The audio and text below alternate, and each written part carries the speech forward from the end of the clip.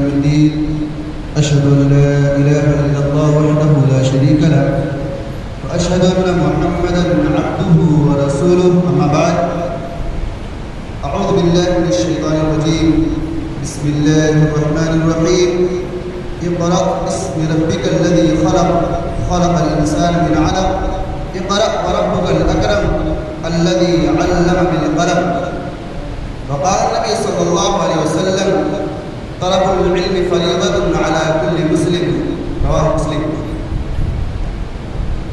ٹوٹے رشتے کو جوڑ دیتا ہے بات جو رب پر چھوڑ دیتا ہے اس کے لطف و کرم کا کیا کہنے لاکھ مانو کروڑ دیتا ہے. ہر طرف اونچا زمانے میں خدا کا نام ہے ہر طرف اونچا زمانے میں خدا کا نام ہے دین کے ان مدرسوں سے شوکت اسلام ہے. محترم سامعین جیسا کہ آپ لوگوں کی بات بتائی گئی کہ یہ جو بزم سجائی گئی ہے یہ اس گاؤں کے ان نونہاد پھولوں کا ہے جو ابھی کھل رہے ہیں. آپ تمام حضرات اس بات سے بخوبی واقف ہیں کہ ہمارا اسلام اس کی ابتدا اور اس کا آغاز ہی لفظ اقرا یعنی علم کے ذریعے سے ہوا. اللہ کے نبی صلی اللہ علیہ وسلم 40 سال کی عمر کو جب پہنچ گئے آپ غار حرا میں اللہ رب العالمین کی عبادت میں محو تھے کہ جبریل امین علیہ السلام تشریف فرما ہوئے اور اللہ کے نبی صلی اللہ علیہ وسلم کو مخاطب کرتے ہوئے فرمایا اقرا یا محمد اے محمد پڑھیے. اللہ کے نبی صلی اللہ علیہ وسلم جبریل امین علیہ السلام کو دیکھ کر گھبرا گئے اور اپنے نہ پڑھے ہونے کا اعلان کیا. فرمایا ما انا بقاری میں پڑھنا نہیں جانتا مجھے پڑھنا نہیں آتا. پھر جبریل امین علیہ السلام نے دوبارہ کہا اقرا یا محمد اے محمد پڑھیے. اللہ کے نبی نے دوسری مرتبہ بھی اپنے نہ پڑھے ہونے کا اعلان کیا. پھر جبریل امین علیہ السلام نے تیسری مرتبہ کہا اقرا بسم ربک الذی خلق الانسان من علق اقرا وربک الاکرم الذی علم بالقلم. اس آیت کو بیان کرنے کا مقصد صرف اتنا ہے کہ اللہ کے نبی صلی اللہ علیہ وسلم کو بھی کچھ پڑھنا نہیں آتا تھا لیکن جب اللہ کے نبی کو نبوت ملی تو سب سے پہلا درس علم کا دیا گیا تعلیم کا دیا گیا. گویا دین اسلام کی جو بنیاد ہے وہ علم پر منحصر ہے. اس کی بنیاد ہی دین سے شروعات ہوتی ہے اور پھر یہ دین کیسے پھیلے گا یہ ان چھوٹے چھوٹے بچوں کے ذریعے سے ہی پھیلے گا. یہی بچے کل ہمارے لیے مستقبل ستارے کے مالک ہوں گے. کل ہم بھی بچے تھے آج اللہ رب العالمین نے اس لائق بنایا کہ آپ کے سامنے کھڑے ہیں. ہر کوئی بچہ ہوتا ہے تو ایک شعر ہمیشہ پڑھا کرتا ہوں کہ تعلم فلیس المرء یولد عالما ولیس اخو علم کمن هو جاہل وان کبیر القوم لا علم عنده صغیرا اذا اتفت علیہ المحافل. کہ علم حاصل کرو کیونکہ کوئی بھی انسان عالم پیدا نہیں ہوتا. کہتے ہیں وَإِنَّ كَبِيرَ الْقَوْمِ لَا عِلْمٌ عِنْدَهُ ایک ایسا انسان جو قوم میں بہت بڑا ہوتا ہے حسب و نسب کے لحاظ سے مال و دولت کے حساب سے یا پھر عمر کے لحاظ سے لیکن اگر اس کے پاس علم کا ذخیرہ نہ ہو پھر ایسے انسان کی اتنی وقات نہیں ہوتی ہے جتنا ایک چھوٹے بچے کی وقات ہوتی ہے جب وہ اس پاس علم ہوتا ہے جب وہ علم کی دولت سے مالا مال ہوتا ہے. لہذا آج کی یہ مجلس بھی اسی لیے منعقد کی گئی ہے تاکہ یہ بچے اپنے کلام کو آپ کے سامنے پیش کریں اور آپ خود دیکھیں کہ ان بچوں کے اندر کس طرح صلاحیت پیدا کرنے کی ضرورت ہے اور والدین کو کس قدر محنت کرنے کی ضرورت ہے. الحمدللہ مدرسہ عمر فاروق السلفیہ کا آج کا یہ پروگرام جو بچوں کا الوداعی سالانہ پروگرام بعد نماز مغرب اس جامع مسجد میں منعقد کیا گیا ہے. آج انشاءاللہ مدرسہ عمر فاروق السلفیہ کے چھوٹے چھوٹے بچے اپنے ٹوٹے پھوٹے لفظوں میں اب آپ لوگوں کے سامنے کچھ باتیں پیش کریں گے. انشاءاللہ ان بچوں کی حوصلہ افزائی بھی کی جائے گی اور آپ لوگ بھی ان سے متاثر ہوں گے. میں اس لیے زیادہ کچھ نہ کہتے ہوئے اپنے اس پروگرام کو آگے بڑھانا مناسب سمجھتا ہوں جس کے لیے میں یہ مناسب سمجھتا ہوں کہ اس بزم کا آغاز تلاوت کلام پاک سے کیا جائے کیونکہ ہر محفل ہر وہ مجلس جس کا آغاز قرآن مجید سے نہ کیا جائے وہ ناقص اور ادھوری رہتی ہے۔ اس لیے میں مناسب سمجھتا ہوں کہ اس مجلس کا آغاز بھی تلاوت کلام پاک سے کیا جائے، جس کے لیے میں سید حبیب بن سید یونس کو مدعو کرتا ہوں کہ آپ آئیں اور تلاوت کلام پاک سے اس بزم کا آغاز کریں۔ سناؤ نغمہ قرآن کہ ہم بیدار ہو جائیں، اندھیروں سے نکل کر صاحب انوار ہو جائیں۔ سید حبیب بن سید یونس مائی۔ أعوذ بالله من الشيطان الرجيم بسم الله الرحمن الرحيم فلما رأوه زلفة سيئت وجوه الذين كفروا وقيل هذا الذي كنتم به تدعون قل أرأيتم إن أهلكني الله ومن معي أو رحمنا فمن يجير الكافرين من عذاب أليم قل هو الرحمن آمنا به وعليه توكلنا فستعلمون من هو في ضلال مبين قل أرأيتم إن أصبح ماؤكم غورا فمن يأتيكم بماء معين السلام عليكم ورحمة الله وبركاته.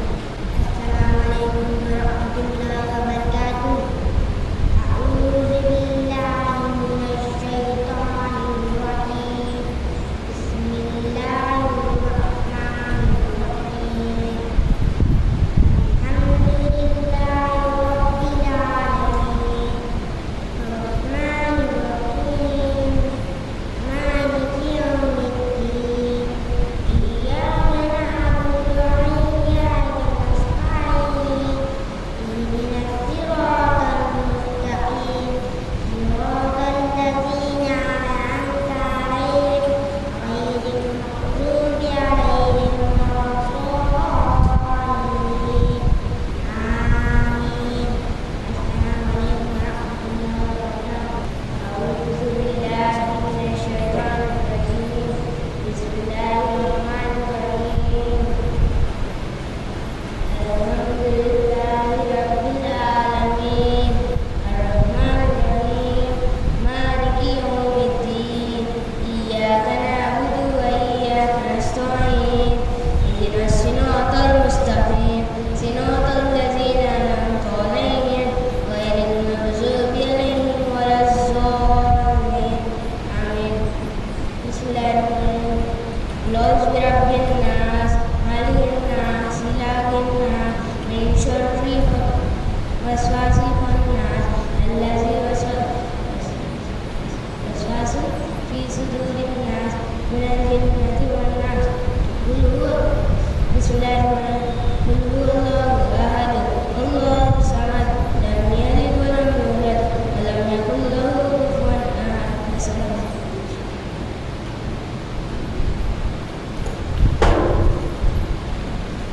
ماشاءاللہ تبارک اللہ. میں آپ کو بتلا دوں ابھی بچے عربی پڑھ رہے ہیں، یعنی قاعدہ پڑھ رہے ہیں. ابھی کو قرآن نہیں ملا ہے. یہ سن کر ایسے بچوں جو بازو میں بیٹھ کے پڑھتے ہیں انہیں کو سن کے یاد کیے ہیں. ابھی ان کو قرآن نہیں ملا اور پارہ نہیں ملا، ابھی عربی پڑھ رہے ہیں. اب میں ان کے بعد عبد الرحیم کو مدعو کرتا ہوں. یہ بھی ابھی عربی پڑھ رہے ہیں، عربی کا قاعدہ ان کو ملا ہے. ابھی ان کا بھی قرآن شروع نہیں ہوا ہے.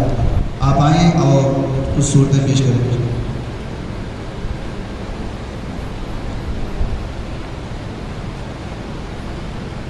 السلام عليكم ورحمة الله وبركاته. أعوذ بالله من الشيطان الرجيم بسم الله الرحمن الرحيم الحمد لله رب العالمين الرحمن الرحيم مالك يوم الدين إياك نعبد وإياك نستعين اهدنا الصراط المستقيم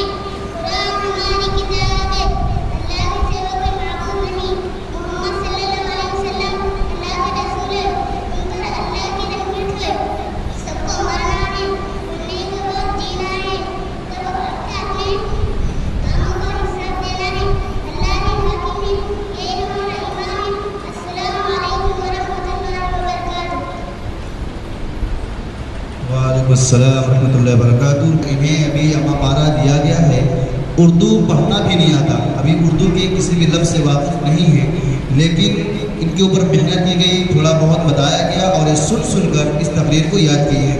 السلام علیکم ورحمۃ اللہ وبرکاتہ. نحمده ونصلي على رسول الكريم. اما بعد، میں اپنے سامنے توضیح کر رہا ہوں.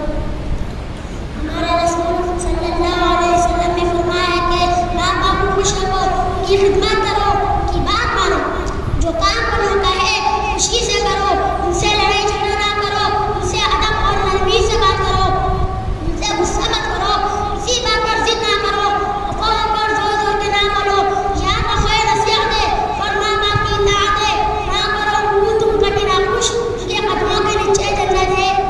السلام علیکم ورحمۃ اللہ وبرکاتہ. السلام علیکم ورحمۃ اللہ وبرکاتہ. سب سے اعلیٰ اللہ ہے، سب کا مولا اللہ ہے، سب کو پیدا اس نے کیا، قدرت والا اللہ ہے، سب کی دعائیں سنتا ہے، رحمت والا اللہ ہے، اس کے برابر کوئی نہیں، سب کا آقا اللہ ہے، کونے میں اس کے سوا میرا سہارا اللہ ہے. السلام علیکم ورحمۃ اللہ وبرکاتہ. السلام علیکم ورحمۃ اللہ وبرکاتہ. نحمده ونصلي على رسول الکریم. اما بعد، میرا موضوع ہے جنت. ہم ماں باپ کا کہنا مانیں گے، ان کو خوش رکھیں گے، پڑھیں گے، لکھیں گے، نیک بنیں گے، ابا اماں دعائیں دیں گے، ان کی دعاؤں سے اللہ تعالیٰ بھی خوش ہوگا، دنیا میں عزت دے گا، مرنے کے بعد جنت دے گا. جنت میں اونچے اونچے محل ملیں گے، وہ محل خوب سجے ہوں گے. ہم ان محلوں میں رہیں گے جن میں باغ ہوں گے، باغوں میں اچھے اچھے پھول ہوں گے، میٹھے میٹھے پھل ہوں گے، امرود ہوں گے، آم ہوں گے، سیب ہوں گے، انار ہوں گے، کیلے ہوں گے، انگور ہوں گے. جو چیز ہم چاہیں گے وہ بھی ملے گی. پھر مزے سے کھائیں گے، چیک کریں گے، اے اللہ ہم کو نیک بنا، دنیا میں عزت دے، مرنے کے بعد جنت دے.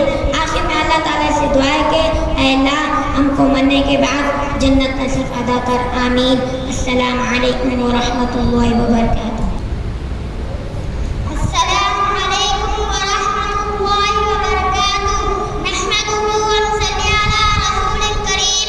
اما بعد، میرا موضوع ہے اللہ تعالیٰ. اللہ کا نام برکت والا ہے، وہ بڑی رحمت والا ہے.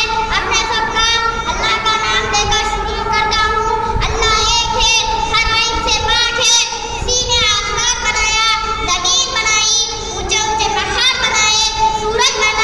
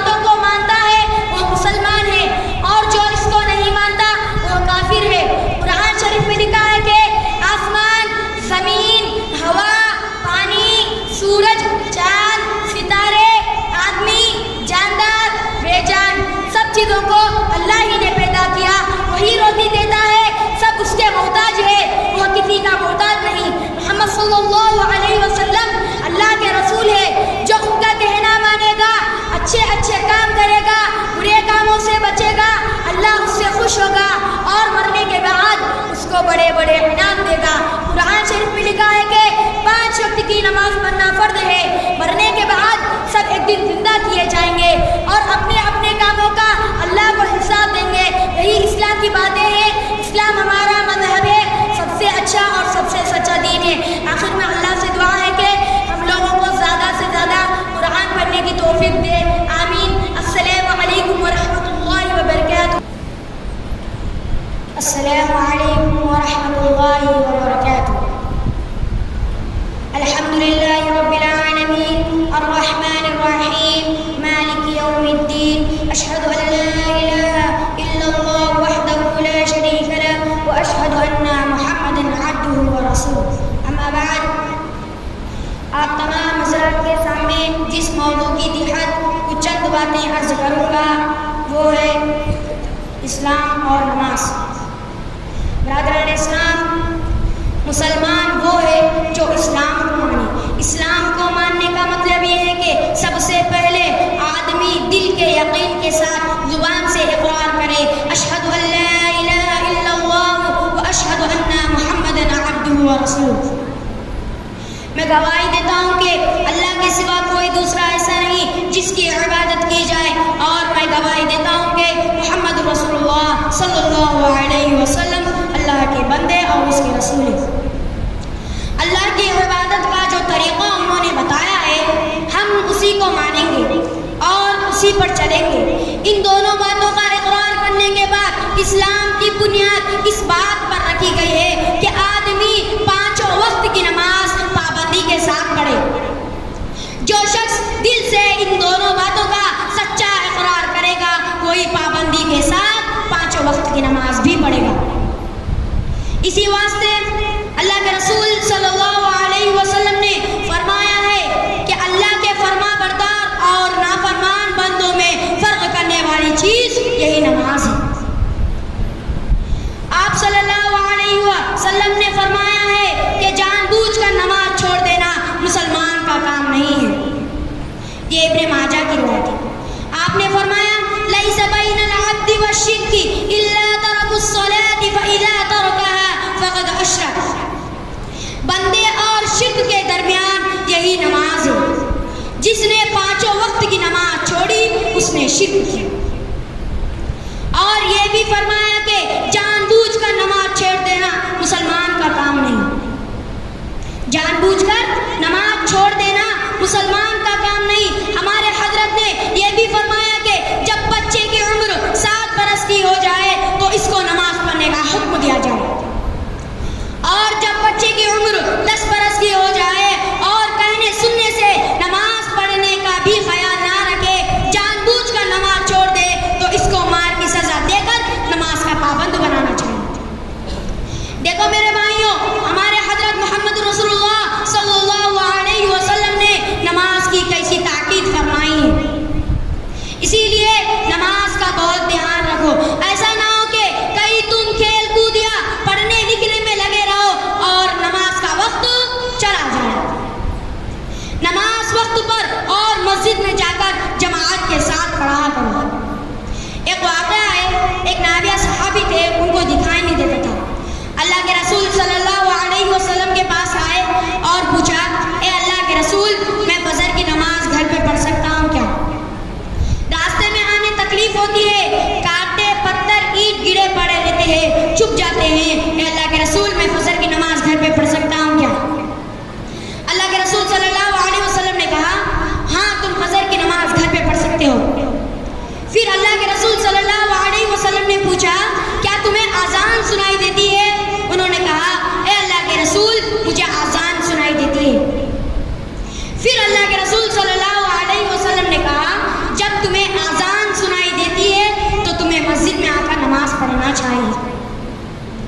لیکن نماز پڑھنے کے لیے ضروری ہے کہ آدمی پاک ہو، جسم اور کپڑوں پر پیشاب یا پیخانہ کی گندگی نہ لگی ہو.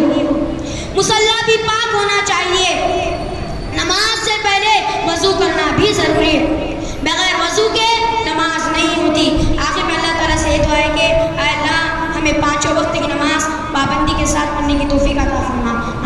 السلام علیکم ورحمۃ اللہ وبرکاتہ.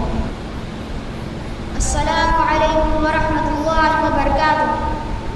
نحمده ونصلی علی رسول کریم. اما بعد، آپ تمام حضرات کے سامنے جس عنوان کی تحت کچھ چند باتیں پیش کروں گا وہ ہے قیامت حق ہے. جن باتوں پر ایمان لانا اور دل سے یقین کرنا اور حق جاننا ضروری ہے، ان میں قیامت بھی ہے. قیامت کا مطلب یہ ہے کہ ایک دن ایسا آنے والا ہے کہ آسمان، زمین، سورج، چاند، ستارے، پہاڑ، درخت، آدمی اور جاندار اور بے جان سب چیزیں فنا اور ختم ہو جائیں گی. اللہ تعالیٰ قرآن مجید میں فرماتا ہے کل من علیہا فان ویبقى وجہ ربک ذو الجلال والاکرام. صرف اللہ پاک کی ذات جو ہمیشہ سے ہے باقی رہ جائے گی اور ہمیشہ باقی رہے گی، وہ کبھی فنا نہ ہوگی. ان تمام چیزوں کے فنا اور ختم ہو جانے کی صورت یہ ہوگی کہ اللہ تعالیٰ کے حکم سے حضرت اسرافیل علیہ السلام بہت زور سے سور میں پھونک ماریں گے. اس کی وجہ سے بڑی ڈراؤنی آواز پیدا ہوگی. تمام آدمی اور جانور مر جائیں گے اور ہر چیز ٹکڑے ٹکڑے ہو کر تباہ و برباد ہو جائے گی. پھر کچھ دنوں کے بعد اللہ کے حکم سے حضرت اسرافیل علیہ السلام دوبارہ سور میں پھونک ماریں گے. اس سے سب آدمی زندہ ہو جائیں گے. جو قبروں میں دفن ہیں وہ بھی اٹھ کھڑے ہوں گے اور اللہ کے سامنے حاضر کیے جائیں گے. اللہ پاک ان سے دنیا کے اچھے اور برے سب کاموں کا حساب لے گا. جن لوگوں نے اچھے کام زیادہ اور برے کام کم کیے ہوں گے، ان کی برائیوں کو اللہ پاک معاف فرما کر ان کو جنت میں بھیج دے گا. اور جن لوگوں نے برائیاں زیادہ کی ہیں اور نیکیاں کم، تو ان کو اللہ تعالیٰ دوزخ میں ڈال دے گا. اسی طرح جن لوگوں نے دنیا میں شرک کے کام کیے ہوں گے، ان کو بھی اللہ تعالیٰ دوزخ میں ڈال دے گا اور وہ ہمیشہ اسی میں جلتے رہیں گے. اللہ تعالیٰ ہمیں اچھے کاموں کی توفیق دے اور دوزخ کی آگ سے بچائے. آمین. السلام علیکم ورحمۃ اللہ وبرکاتہ. وعلیکم السلام ورحمۃ اللہ وبرکاتہ. یہ تھے محمد امان جو قیامت حق ہے پر روشنی ڈال رہے تھے. اور قیامت حق ہے، ہمیں اس پر ایمان لانا ضروری ہے، کیونکہ ایمان کے 6 ارکان ہیں. ان میں سے ایک رکن یہ بھی ہے کہ قیامت پر ایمان لایا جائے. جو انسان قیامت پر ایمان نہیں رکھتا اس کا اسلام میں کوئی داخلہ نہیں ہے، اس کا اسلام سے کوئی لینا دینا نہیں ہے. ایمان کے 6 ارکان ہیں. ان 6 رکنوں میں سے کسی ایک بھی رکن کا انکار کرنے سے انسان کفر کے درجے میں داخل ہو جاتا ہے. یہ آخری خطیب تھے جو آپ لوگوں کے سامنے اپنے ٹوٹے پھوٹے لفظوں میں اپنی بات پیش کر رہے تھے. آپ نے ذرا غور کیا ہوگا کہ ہمارا مدرسہ کافی دنوں سے بند تھا، پھر مدرسہ کھولا گیا بڑی مشکل سے، کیونکہ کوئی صورتحال نہیں تھی کہ مدرسے میں پڑھایا جائے. ایسے حالات ناگفتہ بہ تھے. پھر مسجد ہی میں اسے قیام پذیر کیا گیا تاکہ بچوں کا نقصان نہ ہو. بچے ویسے ہی بہت زیادہ خسارے کے حامل بنے، اس لیے ذمہ داران نے یہ سوچا کہ بچے برباد ہو رہے ہیں، بچوں کا مستقبل تاریک ہو رہا ہے، انہیں کسی طرح سے روشناس کرایا جائے. اس لیے کمیٹی کے ممبران نے فیصلہ کیا بچوں کو کسی طرح پڑھایا جائے اور بھلے سے انہیں مسجد میں پورا پڑھایا جائے. پھر ممبران کی یہ کاوش، یہ محنت رنگ لائی اور آپ نے دیکھا کہ 4-5 مہینے کی محنت میں بچوں نے کیا کچھ کر دکھایا. یہ بچے ہیں، جب تک والدین ان پر محنت نہیں کریں گے یہ بچے نہیں کرنا چاہیں گے، کیونکہ ابھی انہیں اپنے مستقبل کا کوئی پتہ نہیں ہے. ابھی ان کا ذہن کھیلنے کودنے والا ہے. ہمیں ان کی ذمہ داری سنبھالنی ہوگی. اگر آج ہم ان پر اپنا ہاتھ نہ رکھیں تو کل یہی بچے ہماری ایک بات نہیں سنیں گے. خود ہی بچے اپنے والدین کو برا بھلا کہیں گے، پھر ہم شکایت کرتے پھریں گے کہ ہمارے بچے ہمارے ہاتھ تلے نہیں ہیں. یہ بچے ہمارے ہاتھ تلے کب ہوں گے؟ جب ہم انہیں دین کی تعلیمات سے روشناس کرائیں گے. ہم خود جب بچوں پر دھیان نہیں دیں گے پھر نتیجہ وہی ہوگا جو عام طور سے نظر آتا ہے. میں آپ کو بتاؤں بہت افسوس ہوتا ہے جب دیکھتا ہوں کہ بچوں کے پیرنٹس، بچوں کے والدین خود بچوں پر کوئی سختی، کوئی کارروائی نہیں کرتے ہیں. خاص طور سے مدرسہ بھیجنے کے تعلق سے سارے بچوں کے والدین سے کہا گیا، اطلاع دی گئی کہ آپ لوگ ضرور آئیے گا، لیکن خود انہیں اپنے بچوں کی فکر نہیں ہے، تو پھر مولوی یا مدرسے کے ذمہ داران یا کمیٹی کے ذمہ داران کیا کر سکتے ہیں؟ بچوں کو بھور کے نہیں پلا دیں گے۔ آپ اپنے بچوں کے لیے آئیں گے، اپنے بچوں کے لیے قربانیاں دیں گے، اپنے بچوں پر محنت کریں گے، تبھی کمیٹی کے ممبران یا مسجد کے ذمہ داران یا مدرسے کے ذمہ داران کچھ کر سکتے ہیں۔ آپ کی محنت ضروری ہے، ہم صرف راستہ دکھائیں گے، آپ کے بچوں کو کوئی پریشانی نہ آئے، ہر چیز سے انہیں روشناس کرائیں گے، لیکن شرط ہے کہ آپ اپنے بچوں کو گھروں سے بھیجیں۔ تو آپ اپنے بچوں کو کچھ بنانا چاہتے ہیں، آپ چاہتے ہیں یہی بچے آپ کے مستقبل کے لیے دعائیں کرتے رہیں، آپ کے اس دنیا سے جانے کے بعد آپ کے دعائیں خیر کرتے رہیں، تو آپ کو پہلے محنت کرنی ہوگی، ان بچوں کو روزانہ مدرسے میں بھیجنا ہوگا، ورنہ ہمارا کام کتنا ہے راستہ دکھا دینا، ہم انہیں بتائیں کہ منزل میں کیسے پہنچنا ہے، اسے پر کرنا آپ کے اور آپ کے بچوں کی ذمہ داری ہے۔ سب سے بڑی ذمہ داری والدین کی ہوتی ہے، اگر والدین ہی اس میں آناکانی سے کام لیں گے، جھوٹ اور فریب سے کام لیں گے، بچوں کو کھیل کود اور دوسری لغویات میں ملوث کریں گے، پھر آپ یاد رکھیے کل یہ بچے آپ کی بات نہیں مانیں گے، پھر آپ شکوہ شکایت کرتے ہوئے مت پھریے گا کہ ہمارے بچے ہمارے ہاتھ تلے نہیں ہیں۔ جب آپ محنت کریں گے پھر یہی بچے آپ کے لیے دعائیں کریں گے، آپ کی عزت کریں گے، آپ کی قدر کریں گے۔ میں آپ کو بتاؤں کہ ان 5 مہینوں میں کسی بچے کی 40 غیر حاضری، کسی کی 35، کسی کی 30، کسی کی 25، کسی کی 22 ایسی غیر حاضریاں رجسٹر میں مندرج ہیں۔ آپ ذرا غور کریں، جب بچہ ہفتے میں 2 سے 3 دن پڑھنے آئے گا، پھر اسے انسان کیسے کسی لائق بنا سکتا ہے؟ ہمارے پاس تو طریقہ نہیں ہے کہ تعویذ گھوڑا کھلا دیا بچوں کو یاد ہو گیا، اس کا کوئی تصور بھی اسلام میں نہیں ہے۔ یہ تب ہوگا جب والدین پیرنٹس ان پر دھیان دیں گے، بچے کہاں جا رہے ہیں، مدرسے میں جا رہے بھی ہیں یا نہیں جا رہے ہیں۔ معلوم چلتا ہے کہ بچے گھر سے نکلے لیکن مدرسے میں پہنچے ہی نہیں، بچے کہاں ہیں کوئی پتہ نہیں، فون کیا معلوم چلا کہ گھر سے نکل چکے ہیں، لیکن کبھی آپ نے غور کیا، کبھی آپ نے پتہ کیا کہ بچہ مدرسے میں پہنچا یا نہیں؟ یہ آپ کی ذمہ داری ہے۔ آپ جب بچوں کو گھر سے روانہ کریں تو کم از کم ہفتے میں 1-2 مرتبہ پوچھیں کہ میرا بچہ مدرسے میں پہنچا یا نہیں پہنچا، بچے پڑھ رہے ہیں یا نہیں پڑھ رہے ہیں، یہ آپ کی ذمہ داری ہے۔ جب آپ سوال کریں گے، آپ پوچھیں گے تو استاد کو بھی حوصلہ ملے گا، بچوں کو بھی حوصلہ ملے گا کہ میرے ماں باپ ہمارے بارے میں فکر مند ہے، پوچھتے ہیں۔ لہٰذا میں زیادہ نہ کچھ کہتے ہوئے اتنا ہی کہوں گا کہ آپ لوگ اپنے بچوں کے مستقبل ہیں، آپ بچے آپ کے پاس امانت ہے، اس میں خیانت نہ کیجیے ورنہ اللہ رب العالمین اس کا سوال کرے گا۔ اب میں آخر میں حافظ ابوبکر صاحب کو مدعو کرتا ہوں کہ آپ کچھ نصیحتی کلمات بچوں کے تعلق سے کریں۔ السلام علیکم ورحمۃ اللہ وبرکاتہ۔ ان الحمد للہ نحمده ونستعینه ونستغفره ونؤمن به ونتوکل علیہ ونعوذ باللہ من شرور انفسنا ومن سیئات اعمالنا، من یهده اللہ فلا مضل له ومن یضلل فلا هادی له، ونشهد ان لا الہ الا اللہ وحدہ لا شریک له، واشهد ان محمدا عبده ورسوله۔ اعوذ باللہ من الشیطان الرجیم، بسم اللہ الرحمن الرحیم۔ اقرأ باسم ربک الذی خلق، خلق الانسان من علق، وربک الاکرم الذی علم بالقلم۔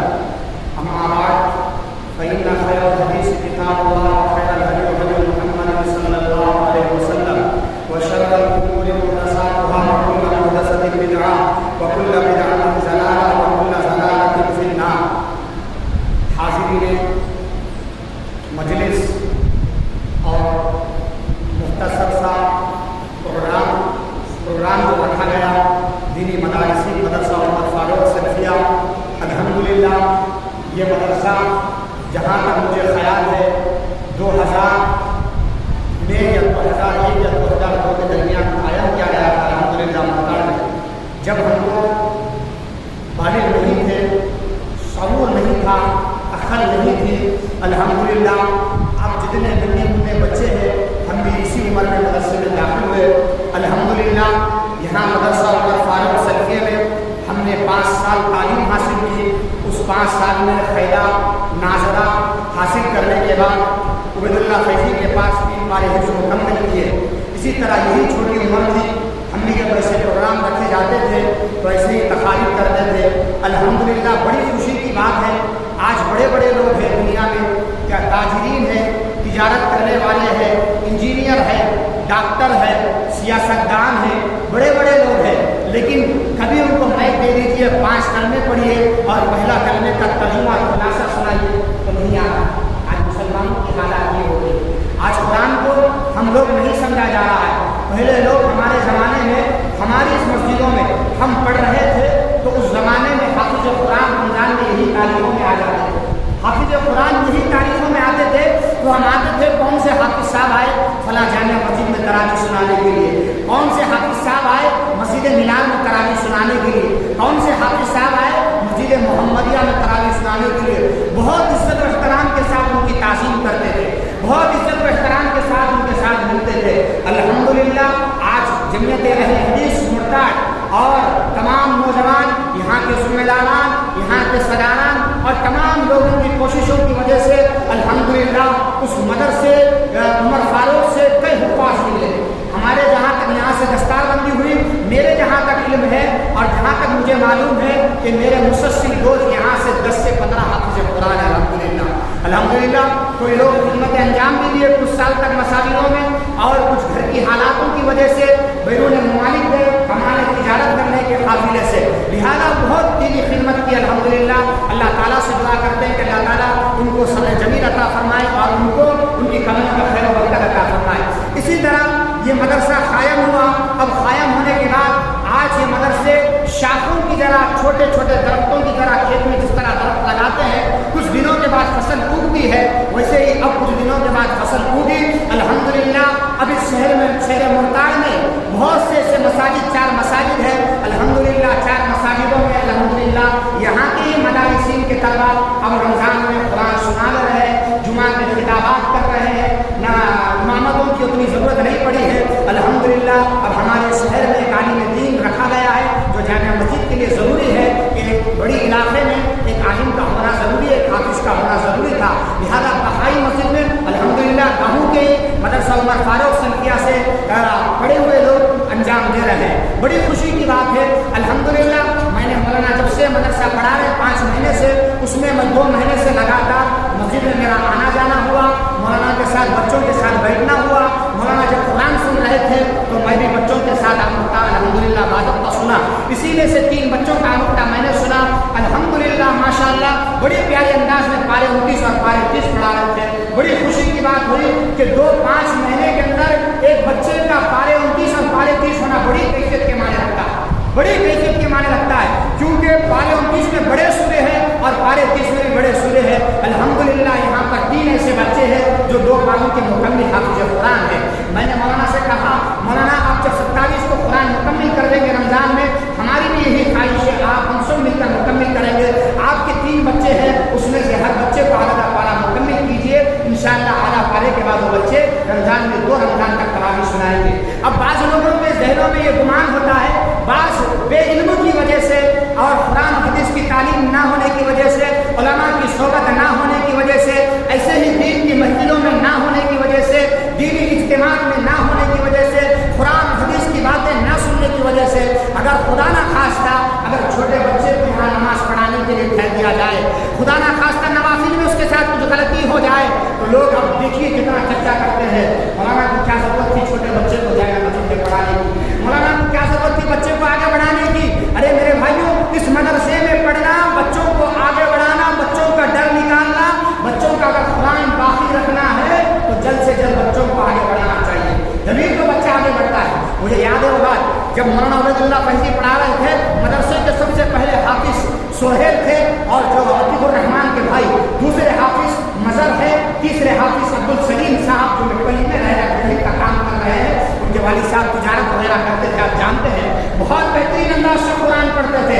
इसके बाद चौथे हाफिज़ नासिम है, इसके बाद बहुत से हुफ़ाज़ कुरान निकले। इसके बाद जब वो मौलाना थे तो मुसलसिल 5 बच्चे उनके पीछे कुरान सुनाए, मैंने देखा 5 बच्चे उनके पीछे कुरान सुनाए। जब हमारा कुरान हिफ्ज़ मुकम्मिल नहीं हुआ था, हम यही मासूमियत में थे और यही मुख्तसर पढ़ते थे, और इतनी सख्ती से तालीम थी, इतनी सख्ती से तालीम थी कि वहाँ जब उनके माँ बाप आकर कहते थे मौलाना मैंने बच्चे को लाया, भिजाना करना मेरी जिम्मेदारी, अब मारना करना आपकी जिम्मेदारी, और बच्चे को पढ़ाना, बच्चे को पढ़ाना, हाँ जैसी कोई बात ही बाकी नहीं रही है।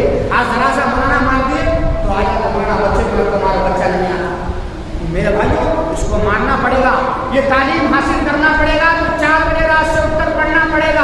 حقیقتاً یہ واقعہ آپ دیکھیے بہت سے ایسے مدارسین میں جہاں بچے پڑھتے ہیں تو فجر سے پہلے 4 بجے رات جو تہجد کا وقت ہوتا ہے اس سے پہلے حفظ یاد کرتے ہیں اور اس کے بعد فجر کی نماز کے بعد یاد کرتے ہیں. پھر اس کے بعد ان کو ناشتے کا انتظام کیا جاتا ہے, پھر 1 گھنٹہ ان کا ٹائم دیا جاتا ہے, پھر اس کے بعد ترانہ رکھا جاتا ہے, پھر اس کے بعد سبق پارا آموختہ سنایا جاتا ہے, پھر دوپہر میں سبق پارا سنایا جاتا ہے, پھر اسی طرح پھر اردو وغیرہ پڑھایا جاتا ہے, پھر 4 بجے چھٹی, دوپہر کا کھانا, پھر آرام, پھر خلولا جو دوپہر کا وقت دیا جاتا, پھر اسی طرح 4 بجے عصر کی نماز کے بعد دعائیں حدیث مختصر پڑھائی جاتی ہے, اس کے بعد چھٹی, پھر مغرب کے بعد کل کے سبق کی تیاری میں اتنے مشغول رہتے تھے کہ ہماری کیفیت یہ ہوتی تھی کہ ہمارے پڑھنے کے زمانے میں ہم مغرب کی نماز کے بعد وہ سنت بھی نہیں پڑھتے تھے, جلدی سبق یاد کر لے, کہیں 5 منٹ مل جائے تو کچھ یاد ہو جائے گا.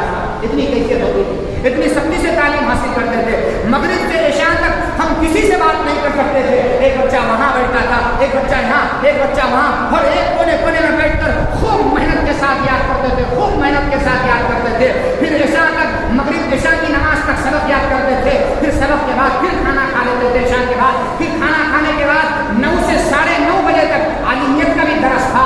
الحمدللہ اس مردان کے مدرسے عمر فاروق سلطنت میں جب ہم پڑھ رہے تھے مسلسل 100 طلبا تھے, 100 سے زیادہ طلبا تھے.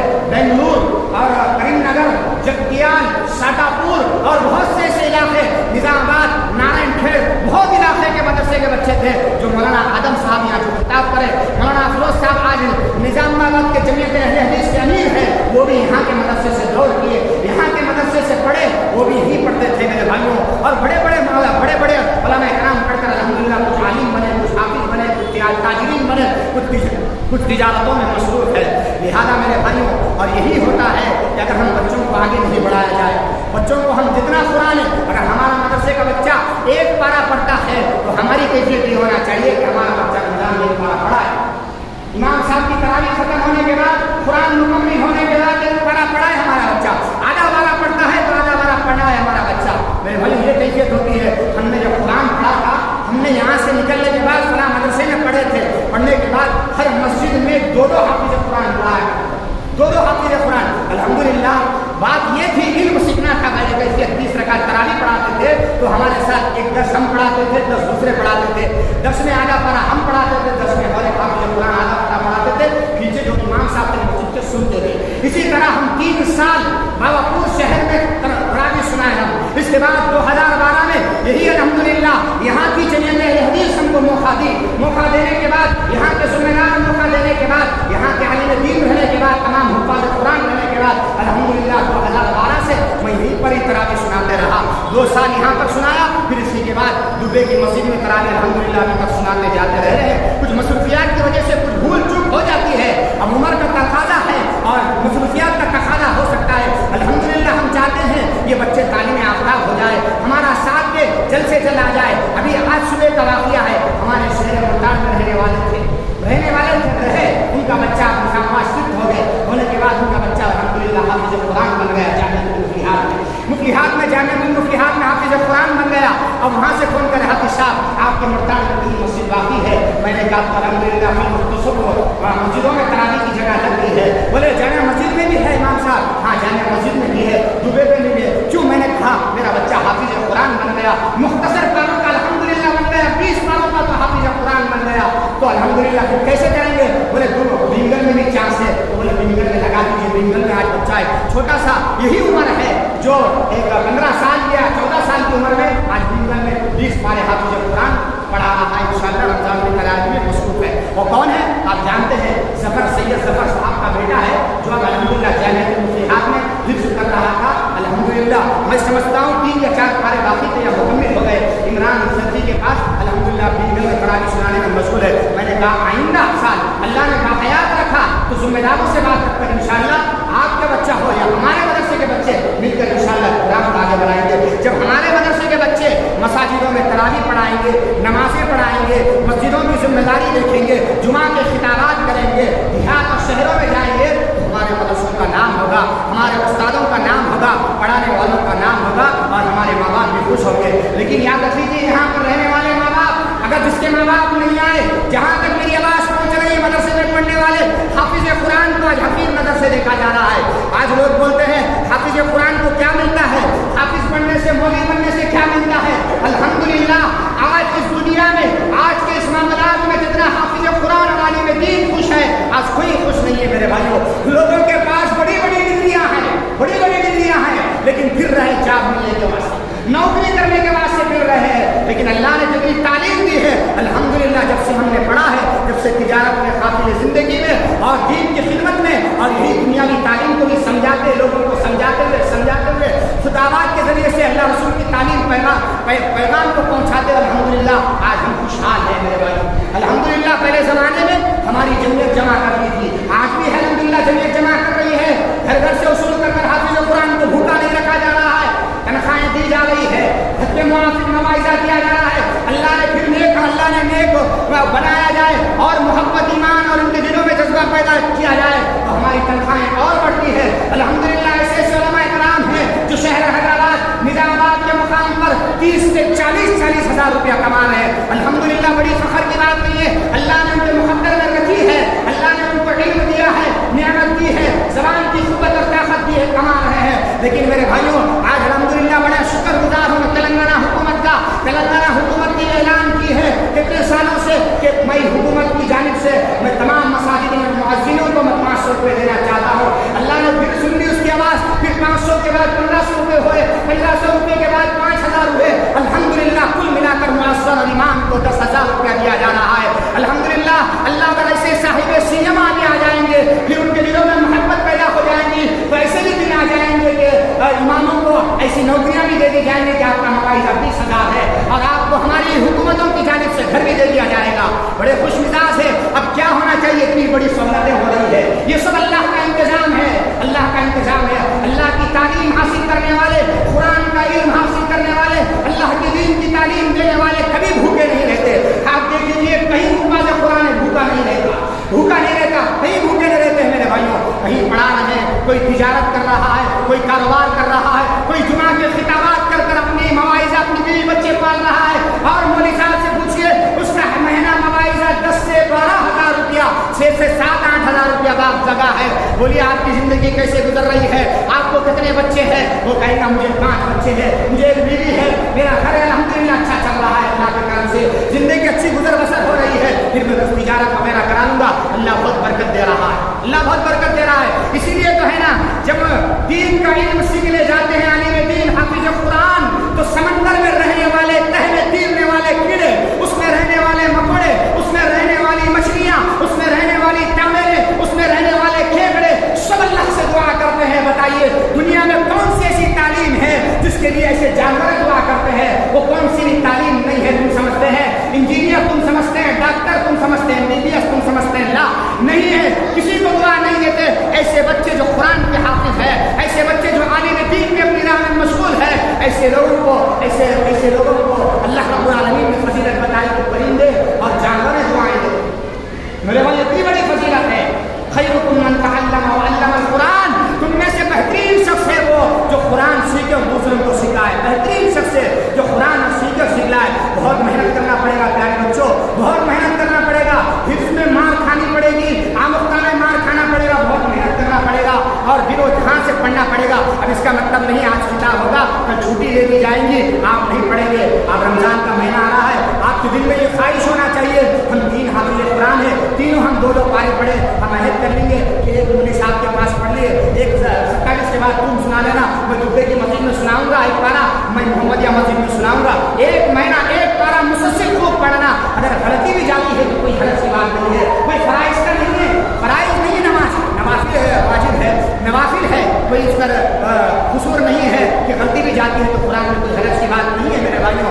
आज लोग बेइल्म वाले अगर गलती जाए तो पूरा शोर मचा देते हैं, पूरा शोर मचा देते हैं। गलती चलेगी, गलत पढ़ा है, कुछ पढ़ा है, गलती जाएंगी तो पीछे से इमाम साहब हुक्मा देते जाएंगे, तो वहाँ से पढ़ते जाना। हम यही मामला था हमारा, जब हम तरावी सुनाए जितने गलतियाँ जा रहे थे, पीछे से हुक्मा दिया जा रहा था, हम आगे बढ़ते जा रहे थे, फिर 2 रकात पढ़ाते थे, फिर 4 रकात, फिर 2 रकात। इसी तरह हमने कुरान को अल्हम्दुलिल्लाह पुख्ता किया। अगर हम कुरान को पढ़कर रख लेते थे, तरावी में आगे नहीं बढ़ाया जाता था, हम नहीं पढ़ते थे, तो आज हम कुरान सुनाने के काबिल नहीं रहते, आज हम कुरान सुनाने के काबिल नहीं रहते थे। अल्हम्दुलिल्लाह अब 8 साल हो गए अल्हम्दुलिल्लाह मैं आपके दरमियान कुरान सुनाता रहा।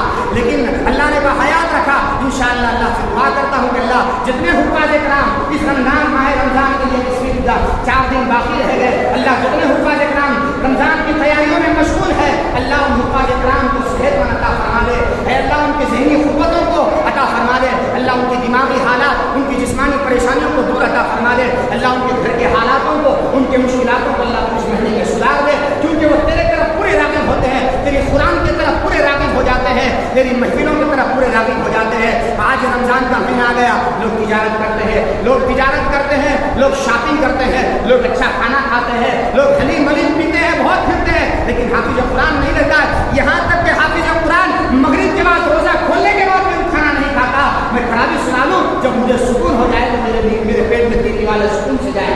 اس کی کیفیت، اس کی کوشش یہ ہوتی ہے، اس کی کیفیت، اس کی کوشش یہ ہوتی ہے. الحمدللہ ہم نے پڑھا ہے، الحمدللہ اتنی ضرورت نہیں پڑ رہی ہے. دور دراز سے بلاتے تھے، اب آپ بھی حفاظ قرآن بنیے انشاءاللہ. پھر اللہ نے آپ کو ذہنی اعتبار سے بنایا، آپ اچھی محنت کریں گے، حافظ قرآن بنیں گے، بڑے پیمانے پر جلسہ ہوگا، آپ کا دستار بندی کی جائے گی، سند دی جائے گی. اللہ تعالیٰ سے دعا کرتے ہیں کہ اللہ تعالیٰ شیخ محترم عبدالفہد صاحب کو بھی صحت و عطا فرمائے، اللہ ان کی علم میں ترقی عطا فرمائے. اللہ جو 5 مہینے سے جو محنت اور مشقت کر رہے ہیں، اللہ پھر اس کا اجر اور اس کا ثواب بھی بالکل عطا فرمائے. جیسے کہ حدیث کے الفاظ ہے، خیرکم من تعلم وعلم القرآن، جس نے قرآن کو پڑھا سکھایا، اس کے درجات، اس کے مرتبہ، اس کے مقامات بہت بلند ہے. آج انسان ذرا کامیاب ہو گیا تو ماں باپ خوش ہوتے ہیں، میرا بیٹا 10ویں پاس ہو گیا، میرا بیٹا ڈگری پاس ہو گیا، میرا بیٹا فرسٹ نمبر آیا. کون دے رہا ہے؟ دنیا کا کلکٹر دے رہا ہے، بہت خوش ہو جاتے ہیں. لیکن حافظ قرآن جب پڑھایا جائے گا، حافظ قرآن حافظ بن جائیں گے، قرآن پختہ رہے گا، قرآن کو اٹک اٹک کر پڑھیں گا، محنت اور مشقت کریں گا، دلچسپی سے یاد کریں گا، یاد نہیں ہوگا تو بہت محنت کریں گا. اللہ تعالیٰ اس کے مقام اور اس کے درجات کو بلند کرتے رہے گا، اس کے ماں باپ کو اس کا علم ملے گا.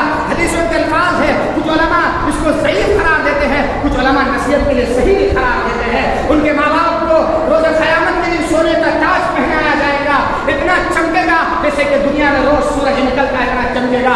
اس سے بڑی کیفیت کیا ہو جائے گی؟ اللہ کہے گا حدیث کے الفاظ قرآن پڑھتے جا، جنتوں کی سیڑھیوں پر چڑھتے جا، شروع کر الف لام میم سے، ختم کر قل اعوذ برب الناس من الجنۃ والناس تک، ترتیب سے پڑھتے جا، جنتوں کی سیڑھیوں پر چڑھتے جا، آخر تیری آیت جمع ہو جائے گی، وہاں تیری جنتی جنت رہ جائے. اتنی بڑی فضیلت ہے حافظ قرآن کو. آج حافظ قرآن کو علماء کرام کو حقیر نظر سے دیکھا جا رہا ہے.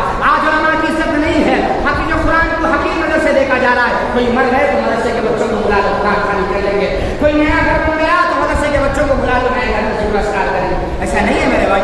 خود پڑھیے، اپنی اولاد کو پڑھائیے، گھر میں سورہ بقرہ پڑھیے، فضیلت چیزیں پرسکار کریے، اپنے بچوں کے ساتھ قرآن سیکھیے. چھوٹا بچہ بھی ہے تو بات سیکھ کے بڑی فضیلت کا کام ہے. تو لہٰذا اجازت نہیں دیتا، اور کوئی تیاری بھی ہو کر نہیں آیا تھا، مولانا نے 2 دن میں ہی کہہ دیا تھا، اور مصروفیات بھی زیادہ تھے. بہرحال اللہ تعالیٰ سے دعا کرتے کہ اللہ تعالیٰ اس مجلس میں جمع ہونے والے ذمہ دار نوجوان جنہوں نے صاحب محتاج اور جنہوں نے اس مجلس سجانے میں بہت کوششیں کی ہیں، انعامات رکھے، اللہ ان سب پر اجر عطا فرمائے، ان کے کمال میں خیر و برکت عطا فرمائے. اللہ نونہال بچوں کو اللہ حافظ قرآن بنائے، ان کے ماں باپ کی بھی خوشی اور تمناؤں حاجتوں کو پورا عطا فرمائے. آمین. الحمد للہ رب العالمین.